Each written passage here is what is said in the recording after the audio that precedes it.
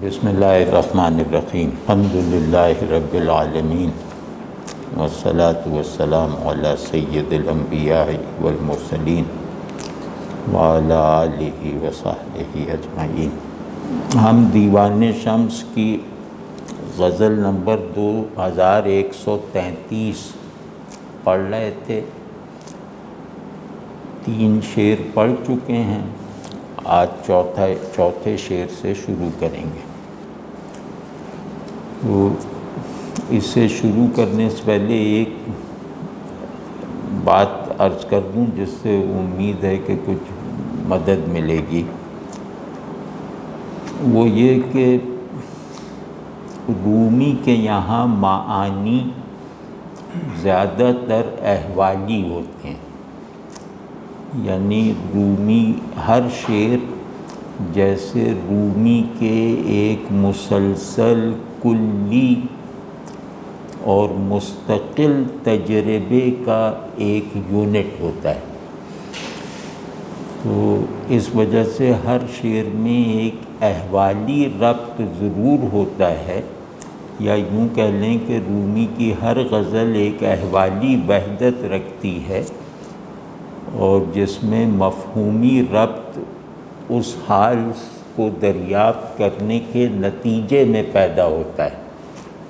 مطلب وہ ایک بات کے ظاہر کو دوسری بات کے ظاہر سے ربط دے کر نہیں پیدا ہوتا، بلکہ 2 شعروں میں جو 2 باتیں کہی گئی ہیں وہ ایک ہی تجربے کے 2 اجزاء کا اظہار ہیں، تو اس تجربے کی کلیت اپنے اجزاء کے اظہار کے جو مظاہر ہیں ان میں ایک جیسے تجربی، حسی اور احوالی ربط پیدا کر دیتی ہے۔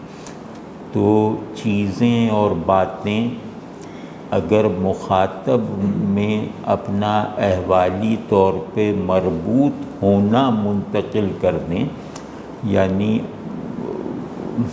احوال پر مشتمل بیان کا مخاطب اگر احوال ہی کو ریسیو کرنے کی پوزیشن لے کر اسے پڑھے اور سنے، تو پھر اس کے نتیجے میں اس کے ذہن کے اندر مفہومات کے درمیان ربط اور ترتیب پیدا کرنے کے ماحول سے نکل کر ایک نئی ترتیب اور نئی نسبتیں جو ہیں وہ اپنی جگہ بنا لیتی ہیں۔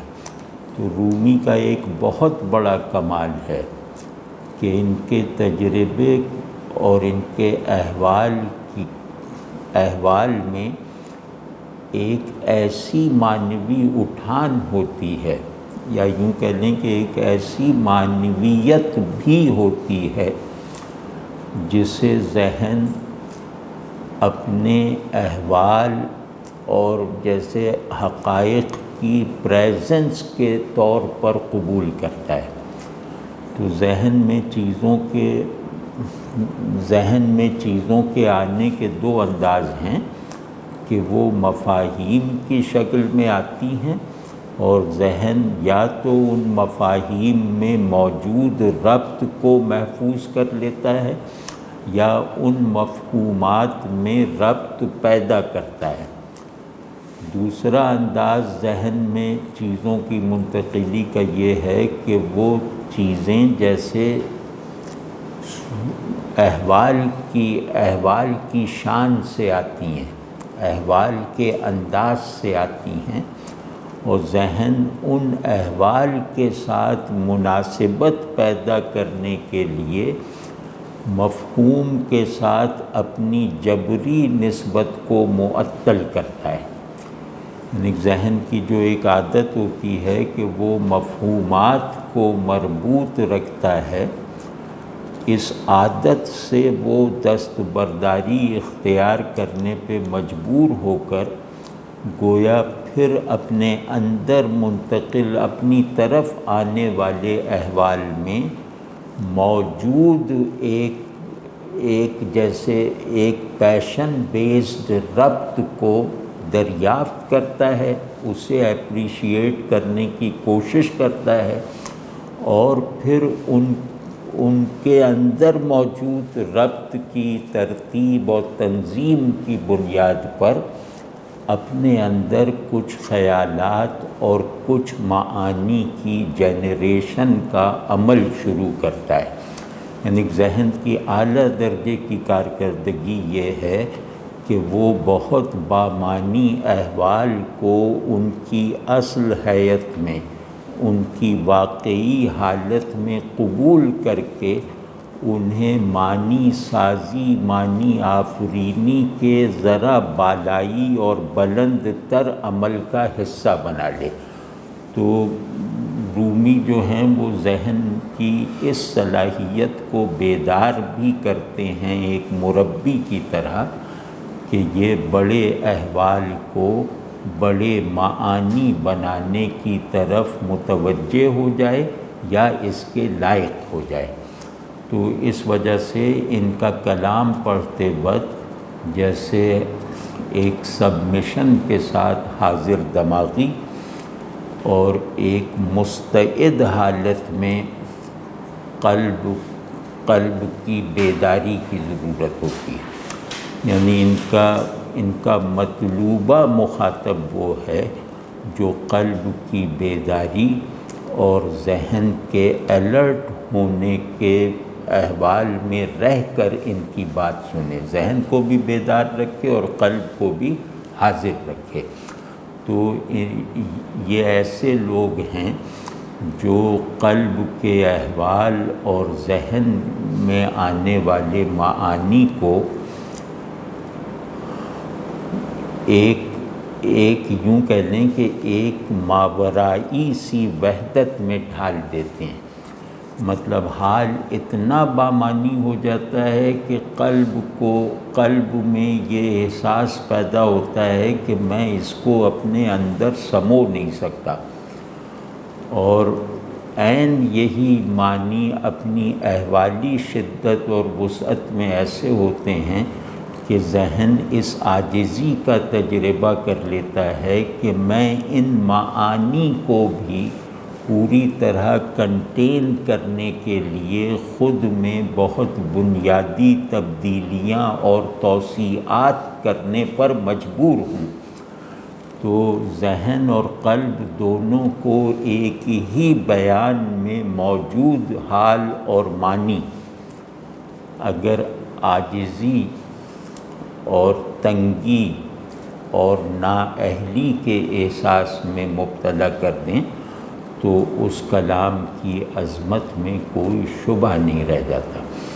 تو رومی کا کلام اپنی کلی بناوٹ میں اسی طرح کا ہے کہ معنی ذہن سے بڑے، احوال قلب سے زیادہ۔ تو ایسی شخصیت ہر چیز کو اپنا تجربہ بناتی ہے، موضوع نہیں۔ یعنی کہ ہمارا تعلق چیزوں سے دو طرح سے ہوتا ہے نا، ایک یہ کہ ہم انہیں غور و فکر کا موضوع بناتے ہیں، دوسرا یہ کہ ہم ان کو تخیل کا ٹول بناتے ہیں، تیسرا یہ کہ ہم انہیں اپنے اندر موجود پہلے سے تجربے کے دائرے میں سمیٹ لیتے ہیں۔ تو تجربہ جس شخصیت کا، جس ٹائپ کی شخصیت کا میں ذکر کر رہا ہوں کہ وہ میٹافزیکل ایسنس پر بنی ہوئی شخصیت اور اس کے احساسات و خیالات ہیں، اس کی ایک انفرادیت یہ ہوتی ہے کہ اس کے اندر تجربے کی کلیت اور احوال کا باکمال حالت میں موجود ہونا آبجیکٹ کی دید یا آبجیکٹ سے تعلق سے پہلے حاضر ہوتا ہے۔ تو وہ اپنے اندر موجود تجربے اور احوال کی کلیت میں اپنے مشاہدے یا خیال میں آنے والے ہر آبجیکٹ کو سمو لیتا ہے۔ تو ان معنوں میں اس کی ہر ایکٹیویٹی اس کے پہلے سے موجود احوالی دائرے کے اندر ہوتی ہے، وہ گویا اپنی مملکت احوال کے شہریوں میں اضافہ کرتا ہے۔ تو رومی اس طرح کے آدمی ہیں کہ یہ بالکل ایک پیور پریزنس کے قوام سے بنی ہوئی شخصیت ہیں۔ وہ اس پیور پریزنس کا تجربہ اور اس حضور خالص کا حال اتنی وسعت اور اتنا غلبہ رکھتا ہے کہ ان کے تعلق چاہے وہ ذہنی ہو، چاہے طبعی ہو، چاہے قلبی ہو، ان کے تعلق کا پورا آرڈر اپنی تمام تفصیلات اور تنوع کے ساتھ پہلے سے موجود حالت حضور میں سما جاتا ہے، اس میں ڈھل جاتا ہے۔ تو بڑا تجربہ اسے کہتے ہیں کہ وہ آبجیکٹ پر مقدم ہوتا ہے۔ تو یہ ہمارے یہاں اس کی بہترین مثال رومی ہے۔ تو ان کے ہر شعر کو اس طرح کی پڑھا کیجئے کہ یہ ان کا ایک حال ہے، ان کا ایک تجربہ ہے، اور وہ تجربہ جو ہے وہ شے پر ڈیپینڈنٹ نہیں ہے، بلکہ شے کے ساتھ ان کے تعلق کی ماہیت کو متعین کر دیتا ہے۔ وہ شے اور ان کے تعلق کے لیے بائنڈنگ ہے۔ ٹھیک ہے نا، یہ بات سمجھ میں آ گئی نا، واضح ہے یہ بات۔ تو اب دیکھیے گا کہ ان کے ہر شعر کو محسوس کرنے کی کوشش کیا کریں حاضر دماغی کے ساتھ۔ اب یہ چوتھا شعر ہے کہ مشنو تو ہر مکر و فسوں، خوں را چرا شوئی بخوں، ہم چن قدح شو سر نگوں، واں گاہ دردی خار شو۔ کہ تو ہر مکر و فسوں پر کان نہ دھر، تو ہر مکر و فسوں پر توجہ نہ دے، تو خون کو خون سے دھونے کے وہم میں کیوں مبتلا ہے؟ کیوں تو خون کے دھبے کو خون ہی سے دھو رہا ہے؟ اور ہم چن قدح شو سر نگوں، شراب کے مٹکے کی طرح، شراب کے بڑے پیالے کی طرح اوندھا ہو جا، سر نگوں ہو جا، اور پھر تلچھٹ چکھنے والا بن جا، پھر شراب کی تلچھٹ پینے والا بن جا۔ یہ اس کا لفظی ترجمہ ہے۔ تو اب اس میں جو جیسے میں نے پہلے عرض کیا تھا کہ ہماری شخصیت کو اپنی حقیقت سے متصل رہنے کے لیے جس طرح کی بلندی اور وسعت کی ضرورت ہے، اپنی بیشتر غزلوں کی طرح رومی اس غزل میں بھی وہ راستہ ہمیں دکھا رہے ہیں۔ تو اس تسلسل میں یہ دیکھیے تو کہہ رہے ہیں کہ ہر مکر و فسوں کا پیچھا نہ کر، مطلب اگر تو ہر مکر و فسوں کو اپنے اوپر اثر انداز ہونے دے گا، تو ہر دھوکے اور جادو کی کشش کو اپنے دل میں محسوس کرنے کی بری عادت میں مبتلا رہے گا، تو پھر یہ عمل ایسا ہی ہے جیسے خون کے دھبے کو خون ہی سے دھونے کی کوشش کی جائے۔ یعنی اس کا مطلب یہ ہے کہ تو مکر و فسوں کی طرف اگر راغب ہے تو خود مکر و فسوں بن کے رہ جائے گا، تو اپنے مکر و فسوں کا ازالہ کرنے کے لیے دوسرے مکر و فسوں سے مدد لے گا۔ یعنی تیرے اندر سارا نظام جو ہے حرکت کا وہ اس طرح کا ہو جائے گا کہ ایک نقص کا علاج تو دوسرے نقص سے کرے گا، ایک خرابی سے چھٹکارا پانے کے لیے تو دوسری خرابی کی مدد لے گا، ایک پستی سے باہر نکلنے کے لیے تو کسی دوسری پستی میں جا پڑے گا، یہی تیرا سارا عمل رہ جائے گا، یہی تیرا سفر وجود اور تیرا سفر علم بن کے رہ جائے گا کہ تو ایک گھٹیا حال سے نکل کر دوسرے گرے پڑے حال کے منہ میں چلا جائے گا، تو ایک ادنا معلوم سے نکل کر دوسرے معمولی سے معلوم کی تحویل میں چلا جائے گا۔ تو یہ تیرا جو سفر وجود اور تیرے علم کی جو ساری مسافت ہے، یہ گویا گڑھوں کے تسلسل کا مجموعہ بن کے رہ جائے گی، یہ گویا رینگنے والی حرکت کو اپنا زاد راہ بنا کر تو اس راستے پر چلنے کے وہم مبتلا ہو جائے گا جس راستے پر چلنے کے لیے سیمرغ کے پر کی ضرورت ہے، جس راستے پر چلنے کے لیے اللہ کی حضوری میں لے جانے والی سواریوں کی ضرورت ہے، تو اس راستے پر اپنے جبلی وجود کے ساتھ رینگنے پر اصرار کرنے لگے گا۔ تو اس صورت سے نکالنے کے لیے فرما رہے ہیں کہ ہر مکر و فسوں کا پیچھا نہ کر، یعنی خود کو مکر و فسوں بننے سے بچا۔ تو اب مکر و فسوں کو سمجھنا ضروری ہے۔ مکر کہتے ہیں چال کو، تو وہ چال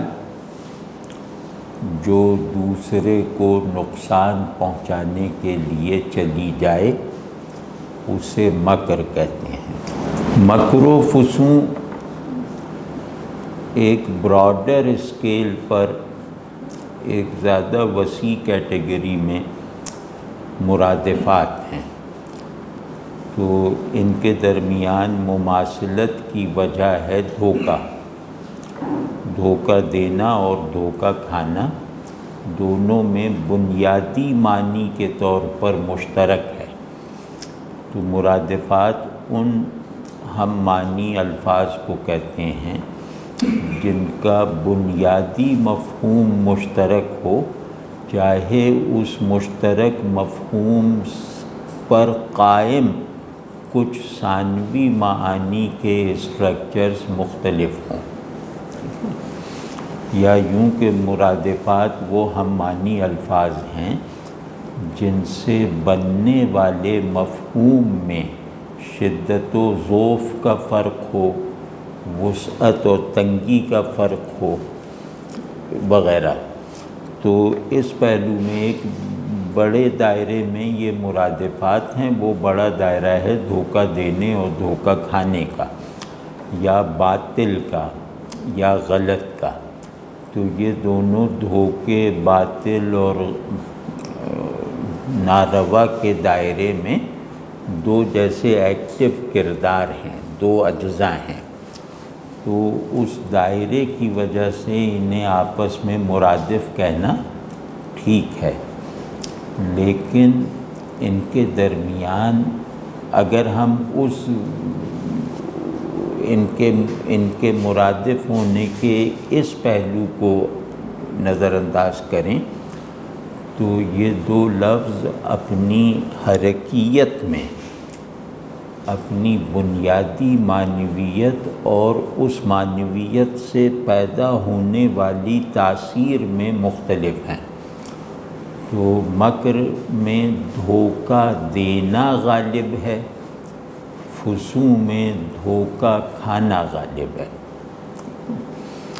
تو ایک فرق تو یہ ہے۔ دوسرا فرق یہ ہے کہ مکر کا فاعل ضروری ہے، یعنی مکر ایک فعل ہے، ایک قصد ہے جس کا فاعل ضروری ہے، فسوں کا فاعل ضروری نہیں ہے۔ یہ جو فسوں ہے، یہ جو دھوکہ ہے، یہ آدمی خود کو بھی دے سکتا ہے، یا یہ سچویشن سے بھی ہو سکتا ہے کہ ایک سچویشن ایسی ہے کہ اس کو میں نے غلط اینگل سے دیکھ لیا تو میں نے اس کی تعبیر میں غلطی کر دی۔ تو گویا فسوں سچویشنل بھی ہو سکتا ہے، سبجیکٹیو بھی ہو سکتا ہے، لیکن مکر کے لیے فاعل ضروری ہے، دوسرا ضروری ہے، ٹھیک ہے نا۔ تو اب اس میں دیکھیے یہ کہہ کیا رہا ہے، اور دوسرا کہ مکر جھوٹ کو چھپانا ہے، فسوں جھوٹ کو منوانا ہے۔ مکر کے نتیجے میں آدمی جھوٹ کی پہچان نہیں کر پاتا، یہی فسوں میں بھی ہے کہ جھوٹ کی پہچان نہیں کر پاتا، لیکن اس سے بڑھ کے جھوٹ کو سچ مان لیتا ہے۔ تو مکر ذہن کو معوف کرتا ہے، اور فسوں جو ہے وہ جیسے نظر کو، علم کو، احساسات کو شل کر دیتا ہے۔ تو اس پہلو سے اگر ہم دیکھیں تو مکر کا نقصان اخلاقی ہے، فسوں کا نقصان علمی ہے۔ تو مولانا فرما یہ رہے ہیں کہ ہماری جو سچویشن ہے، ہم جس سچویشن میں ہیں اس میں یا تو مکر ہے یا فسوں ہے۔ اگر اس سچویشن سے بلندی والا تناظر اور حال ہمیں میسر نہیں ہے تو یہ ساری سچویشن، یہ سارا نظام ہستی اور نظام علم، یہ سارا مکر و فسوں ہے، کیونکہ یہ اپنی ٹرانسینڈنٹ اصل سے غیر متعلق ہے۔ تو چیزیں اپنی اصل سے، اپنی حقیقت سے غیر متعلق رہ کر مکر اور فسوں کی کیٹیگری میں چلی جاتی ہیں۔ ایک ذہن کو معوف کر دیتا ہے، ایک نظر بندی کا معاملہ کرتا ہے، یعنی میرا دیکھنا غلط ہو جائے یہ فسوں کا نتیجہ ہے، اور میرا سمجھنا بالکل معطل ہو جائے یہ مکر کا نتیجہ ہے۔ تو مکر کا ضرر اخلاقی ہے، یعنی اگر کسی کا مکر مجھ پر اثر کر جائے یا میں کسی مکر کی تشکیل میں کرتا ہوں تو ان دونوں صورتوں میں نقصان اخلاقی ہے۔ مکر اخلاقی عیب ہے، اور فسوں جو ہے وہ قلبی اور روحانی نقص ہے۔ یعنی فسوں سے آدمی جو ہے وہ غیر حق کی کشش میں گرفتار ہو جاتا ہے اسے حق سمجھتے ہوئے، اور مکر میں جو ہے وہ آدمی باطل کے، غیر حق کے غلبے سے خود کو محفوظ رکھنے کا سامان نہیں کر پاتا۔ واضح ہے نا؟ تو ان معنوں میں ان دونوں میں فرق ہے۔ تو مکر معنی میں ہوتا ہے، فسوں صورت میں ہوتا ہے۔ مکر کے فسوں میں بھی معنی ہی ہوتے ہیں، ظاہر ایک صورت کی تاثیر اس کے معنی پیدا کرتی ہے۔ تو اس پہلو کو نظر میں رکھتے ہوئے ہم یہ کہیں گے کہ مکر اور فسوں دونوں کی معنوی تاثیر یکساں ہے، لیکن یہ کہ ان کا جو پروسیس ہے اس میں فسوں میں صورت کا ہونا ضروری ہے، مکر میں صورت کا ہونا ضروری نہیں ہے، ٹھیک ہے نا؟ تو مکر چیزوں کو سمجھنے میں رکاوٹ ہے، اور فسوں چیزوں کو ان کی اصل صورت میں دیکھنے میں مزاحم ہے۔ تو اس طرح کے کئی اور فرق بھی نکالے جا سکتے ہیں۔ تو اب آپ سمجھیں کہ وہ کہہ رہے ہیں کہ یہ دھوکے کی دنیا ہے، تمہارے اندر بھی اور تمہارے باہر بھی، اگر تم چیزوں کو اپنی حقیقت کے موقف پر کھڑے ہو کر نہیں دیکھو گے، اگر تم خود کو اپنی حقیقت پر کھڑا کر کے اور اپنی حقیقت ہی کو چیزوں کے دیکھنے کا واحد تناظر بنا کر دیکھو گے تو نہ تم پر مکر اثر کر سکتا ہے، نہ تم پر فسوق کی کوئی تاثیر مرتب ہو سکتی ہے۔ واضح نا؟ کیونکہ جب میں اپنی حقیقت کو اپنا روزن دید بناؤں گا تو میرے اپنی حقیقت پر قیام کے نتیجے میں چیزیں بھی اپنی حقیقت سے متصل رہیں گی، اس سے منقطع نہیں ہو پائیں گی۔ واضح ہے نا؟ یہ ایک کام ہے۔ تو اب کہہ رہے ہیں کہ تو خود مکر و فسوں ہے کیونکہ تو اپنی حقیقت سے منحرف ہے، اور اپنی حقیقت سے انحراف کی حالت میں بھی تو اپنے آپ کو یہ دھوکہ دیتا رہتا ہے کہ میں جیسا بھی ہوں اپنی ہی حقیقت کی ایک فعال نمود ہوں۔ تو اس واہمے میں جب تو چیزوں سے اور اپنے آپ سے تعلق پیدا کرتا ہے تو وہ سارا تعلق حقیقت سے مہجوری، حقیقت سے دوری کی بنا پر محض ایک دھوکہ بن کے رہ جاتا ہے۔ اس میں چیزیں محض صورت بن جاتی ہیں، اور ان صورتوں کی تاثیر جو ہے وہ اتنی زیادہ کیپچرنگ ہوتی ہے کہ تو اپنی اور ان کی حقیقت کے تصور یا تمنا یا آرزو یا تحقیق سے بھی دستبردار ہو جاتا ہے۔ اس کی تجھے توفیق ہی نہیں ملتی کہ چیزوں کو اس زاویے سے دیکھا جائے، وہ زاویہ جو تیرے باطن میں کھلتا ہے۔ تو اب اس میں کتنا خوبصورت کا ہے کہ تو نے اپنے آپ کو قتل کر کے اپنے خون میں خود کو لتھیڑ لیا ہے، اب تو اس خون کو چیزوں کا خون کر کے ان کے نکلنے والے لہو سے دھو رہا ہے۔ یہ کتنا زبردست منظر ہے کہ تو خود قاتل ہے، خود مقتول ہے، اور اپنے قاتل ہونے کے جرم کو چھپانے کے لیے تو اپنے آفاق میں شمشیر زنی کر رہا ہے، تو اپنے آفاق میں چیزوں کا قتل عام کر رہا ہے، اور چیزوں کو ان کی حقیقت سے منقطع کر کے اپنی بے حقیقتی کا ازالہ کرنے کی کوشش کر رہا ہے۔ یہ پورا جدید آدمی یہ ہے۔ تو ہم چوں اب نکلنے کا راستہ بتا رہے ہیں کہ ہم چن قدح شو سر نگوں، شراب کے مٹکے یا بڑے برتن بڑے پیالے کی طرح خود کو اوندھا دے۔ اگر تو اس گراوٹ سے نکلنا چاہتا ہے تو خود کو اٹھائے رکھنے کی بجائے گرا دے۔ اب آپ سمجھے نا کہ یہ ایک عجیب پیراڈاکسیکل سی نصیحت ہے نا، کہ تجھے اگر بلند ہونا ہے تو خود کو گرا دے۔ تو اب کہہ رہے ہیں کہ ابھی کھولتا ہوں قدح کیا ہے، لیکن یہ کہ تو خود کو گرا دے، پھر دردی خار بن جا۔ ابھی اس میں دو لفظ ایسے ہیں جن کو کھول دیں تو شعر جیسے بڑی حد تک سمجھ میں آ جائے گا، محسوس ہو جائے گا۔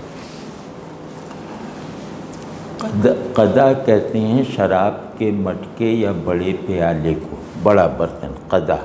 اس میں رعایت اور اس میں جو ایک علامتی معنویت ہے وہ یہ ہے کہ شراب کہتے ہیں انسپریشن کو۔ شراب کا علامتی مفہوم ہے انسپریشن، جو میرے باطن کو اس کے ہر گوشے میں اپنی حقیقت سے سیراب رکھے۔ یعنی میں خاک ہستی پر اگا ہوا وہ پودا ہوں جو اپنی حقیقت سے سیراب ہوتا ہے، باہر موجود کسی پانی کی اسے حاجت نہیں ہوتی، ٹھیک ہے نا۔ تو قدح کہتے ہیں اس فارم کو جو حقیقت کی کنٹینر ہو۔ تو تو نے کیونکہ اپنے پیالے کی شراب کو ضائع کر دیا ہے، تو اب اس قدح کو سیدھا رکھ کر تجھے وہ شراب نظر نہیں آئے گی، تو اس شراب کو نکال نہیں سکتا، کیونکہ تو نے خود اپنے اندر اپنی حقیقت کا خلا پیدا کر دیا ہے۔ تو اب اس کا علاج یہ ہے کہ خود کو اوندھا دے، یعنی جس طرح برتن میں پانی ختم ہو جائے تو اس کو اوندھا دیا جائے، تو اس کی تہ میں چپکے ہوئے کچھ قطرات جو ہیں وہ ٹپک جاتے ہیں، ان کو کہتے ہیں تلچھٹ۔ تو بچی کھچی شراب جو قدح کو سیدھا کر کے نکالی نہیں جا سکتی، اب بھی وقت ہے کہ تو اپنے آپ کو اوندھا دے اس پیالے کی طرح جو شراب سے خالی ہو چکا ہے، تو شاید اس میں سے کوئی تلچھٹ ٹپک کر تیرے دسترس میں آ جائے اور تو اسے پی کر اپنی حقیقت پر بحال ہونے کے ابتدائی احوال پیدا کر لے، ٹھیک ہے نا۔ تو یعنی تو اپنی موجودہ کنڈیشنز کو بالکل فنا کر دے تاکہ نئی بنیادوں کی استواری کا کوئی ابتدائی سامان ہو جائے۔ درد یا دردی یہ کہتے ہیں شراب کی تلچھٹ کو، جیسے غالب کا شعر ہے نا کہ کہتے ہوئے ساقی سے حیا آتی ہے ورنہ، ہے یوں کہ مجھے درد تہے جام بہت ہے۔ تو کیونکہ درد شراب کا خلاصہ ہے، تو جو شراب کو جانتا ہے وہ درد یا دردی یا تلچھٹ کا قدردان ہوتا ہے۔ تو وہ ان معنوں میں یہ ہے کہ پہلے اپنے پیالے کو اوندھا دے، پھر اس میں سے ٹپکنے والی تلچھٹ کو چکھ لے، تاکہ حقیقت کے ساتھ تیرے حقیقی ہونے کی کنڈیشنز کی ریوائول ہو جائے۔